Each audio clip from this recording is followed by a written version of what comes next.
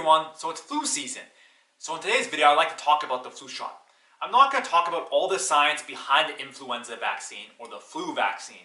Osmosis has an excellent graphic that describes that. But I'd like to talk about why you should get your flu shot. Over 2/3 of Canadians don't get their flu shot, which is startling. Influenza vaccine decreases the risk of you getting the flu by 50%. Additionally, there's excellent research in high-quality journals such as JAMA that demonstrate that the flu vaccine decreases the amount of hospitalization, ICU visits, heart attacks, and patients that are dying, especially the most vulnerable populations. However, there's really cool research coming out of McMaster University by Dr. Don Bodish. It's only done in mouse so far, but their immune system most closely resembles humans. And what it's showing that early intervention of the influenza vaccine not only decreases the severity of any complications or exacerbations from the influenza vaccines once the mice get older, but also decreases the level of chronic inflammation, because you're shown as you get these respiratory infections, you continue to have low levels of chronic inflammation, which is a really important risk factor in cardiovascular disease, in cancer, and dementia. So maybe in the future, we're not only recommending the influenza vaccine for the secondary prevention of heart attacks, we could also be recommending for the primary prevention, which is preventing the heart attack in the first place, versus secondary prevention, which is preventing another heart attack.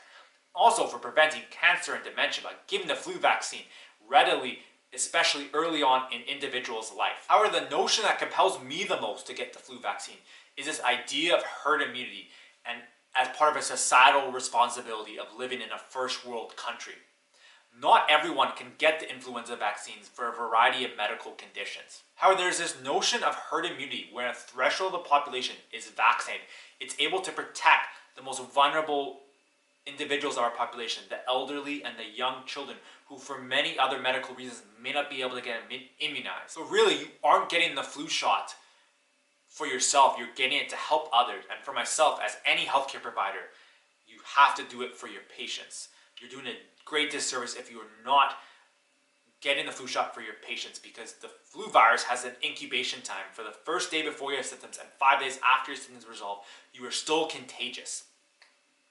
So you may be ambivalent about getting the flu vaccine, but it not only has remarkable benefits and some that we don't even fully understand yet in terms of your overall health, not just for preventing the flu, but also it is a way to positively contribute to our health during the flu season and during the winter, when the lack of sunlight, the cold days can already get you down. Getting the flu vaccine could be the one thing that could save your grandparents' life, your parents' life, or maybe a young child with asthma.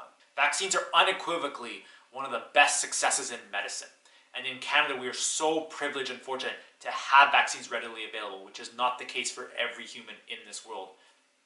So please don't waste the opportunity to get a flu vaccine to only help take care of yourself, but help ensure that as a community we do the best at preventing the spread of influenza and minimize the damage it has to our most vulnerable segments of our population. I really hope you enjoyed this video and it helped you understand why you should get the influenza vaccine, not only for yourself, but for the ones you love. Thank you.